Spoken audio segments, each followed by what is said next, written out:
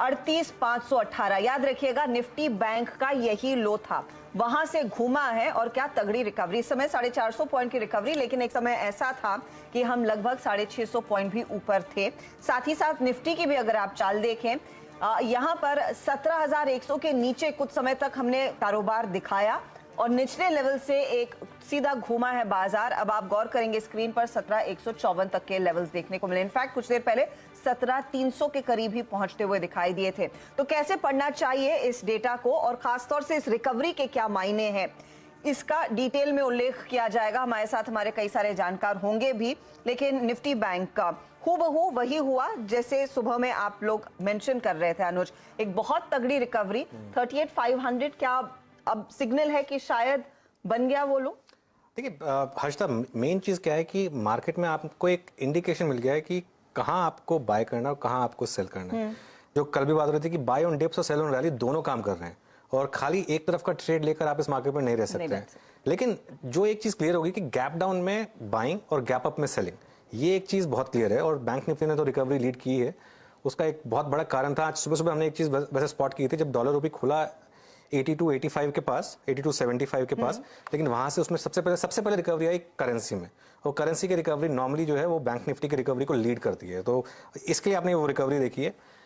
Bye on dips तो play out हो गया। अब मेरे ख्याल से सेल ऑन रैली का भी टेक्सचर मार्केट टेस्ट कर रहा है और ऑलरेडी रैली ऊपर से, जैसा आप बता रहे थे, निफ्टी एक समय में ऑलमोस्ट सब कुछ रिकवर कर चुका था, अब वापस थोड़ा सा लोअर लेवल पर आ रहा है। तो एक वो जो थ्योरी मैं कल भी बताई थी, आज भी बताता हूँ, और इसको आप गांठ बांध के रखिए। जब भी मार्केट में गैप डाउन होता है, बड़ा गैप डाउन, एसजीएक्स निफ्टी जब आपको दिखाता है 250 पॉइंट या 260 पॉइंट नीचे, उस दिन हर्षदा 95% केसेस में एसजीएक्स निफ्टी का लो नहीं टूटता है। और वो जो लो है, आज का भी लो अगर आप देखें, निफ्टी फ्यूचर्स का लो देखें तो 40 पॉइंट का फर्क है। तो वो क्या करता है, वो आपको, आप कोई ना कोई तो स्टॉप लॉस रखेंगे कोई भी ट्रेड में जाएंगे, राइट। और लो तो आप एब्सोल्यूट बॉटम तो कभी नहीं बाय कर पाएंगे। सपोज आपने लोअर लेवल सुबह खुलते ही खरीदा, वहां से एसजीएक्स निफ्टी करीब 70-80 पॉइंट नीचे था, तो वो आपका एक 70-80 पॉइंट का रिस्क है। लेकिन अपसाइड पे निफ्टी ने आपको करीब 200 पॉइंट से ऊपर दिया, तो 3:1 का एक जो है रिस्क रिवॉर्ड ट्रेड वहां पर प्ले आउट होता है। उसका कारण क्या है? उसका कारण ये कि एसजीएक्स निफ्टी ट्रेडेड रेट है और लोग जो है सुबह सुबह हमारी मार्केट खुलने से पहले एक एडवांटेज लेना चाहते हैं, इसके लिए वो एसजीएक्स निफ्टी में भारी भरकम सेलिंग करते हैं और नॉर्मली वो लेवल वायलेट नहीं होता है। आज का हाई और आज का लो अब आपके लिए एक अहम लेवल बन गए हैं। आज का लो तो एक सैक्रोसैंक्ट सपोर्ट है और आज का हाई एक लेवल है देखने वाला 17,000 और 17,100 पर काफी हैवी पुट राइटिंग है, तो वो दिखा रहा है कि 17,000 पर, तो ये वही है, हर कोई नहीं कर पाता उस रेंज को ट्रेड। अगर आप कर सकते हैं कि 17,000 के करीब बाय करिए, 17,500 के करीब सेल करिए, तो मेरे ख्याल से आपका पैसा बन रहा है। और बैंक निफ्टी पर 38,500 का जो लेवल है, जहां पे ह्यूज पुट राइटिंग अभी भी विजिबल है और आज का लो जो है वो वही करीब 38,500 के करीब है, वहां पर अच्छा खासा सपोर्ट है। तो यही लेवल है। और एक लास्ट चीज, कल भी जो हम बोल रहे थे, ओवरनाइट कोई ट्रेड मत कैरी करिए। कल 3 बजे लग रहा होगा कि अब तो मार्केट में सब कुछ नॉर्मल हो गया, अब आप ले जाइए घर, लॉन्ग पोजीशन, मार्केट ऊपर ओपन होगा। जो कल लॉन्ग पोजीशन लेकर गया उसका देखिए क्या हाल हुआ सुबह सुबह खुलते ही। तो ओवरनाइट पोजीशन मत रखिए, ये मार्केट आपको बेहतरीन मौके दे रहा है, इंट्राडे में आपको बेहतरीन मौके दे रहा है, तो आपको ओवरनाइट रिस्क कैरी करने की जरूरत नहीं है। ओवरनाइट रिस्क कैरी ना करने से एक और चीज अच्छी होती है, शाम को आप और अच्छी चीजें कर सकते हैं। आप शाम को कोई फिल्म देख सकते हैं, अपने परिवार के साथ टाइम स्पेंड कर सकते हैं, रादर देन जस्ट डाउ फ्यूचर और एसजीएक्स निफ्टी को देखकर अपना ब्लड प्रेशर बढ़ाने के बजाय। तो वो चीज, इसके लिए मैं कहता हूं कि ओवरनाइट पोजीशन मत कैरी करिए। अगले दिन मार्केट आपको सुबह 9:15 बजे खुलेगा, ढेरों मौके देगा।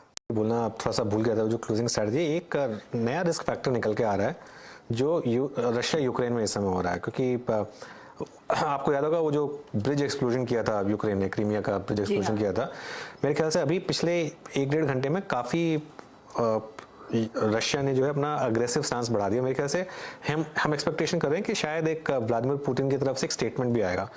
क्या ये वॉर एस्केलेट होगी? अगर ये वॉर एस्केलेट होगी, और क्या पुतिन साहब से इस बात का वेट कर रहे थे कि एक यूक्रेन की तरफ से थोड़ा एग्रेशन हो ताकि वो, जैसे कहते हैं ना, ऑल इन जा सकें एक वॉर में, क्या वो उसका वेट कर रहे थे? क्योंकि वो ये तो क्लियर है कि जो पुतिन जी हैं इस वॉर में, वो ही is in it to win it.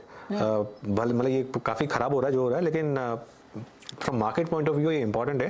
तो वो जो हो रहा है वो एक इंपॉर्टेंट है, उस पर नजर रखिए। उससे, क्योंकि क्रूड पे काफी इंपैक्ट पड़ता है, गैस प्राइसेस पे काफी इंपैक्ट पड़ता है, तो और एक इन जनरल जो है जियोपॉलिटिकल इशू है। तो इसके लिए मैं एक और रीजन बोल रहा था कि जितनी भी टेम्पटेशन है उसकी आप थोड़ा अवॉइड करिए उसको, और एक जो है पोजीशंस को है एकदम स्क्वायर ऑफ करके जाइए और जीरो करके जाइए, तो मेरे ख्याल से बेटर रहेगा। कल सुबह आके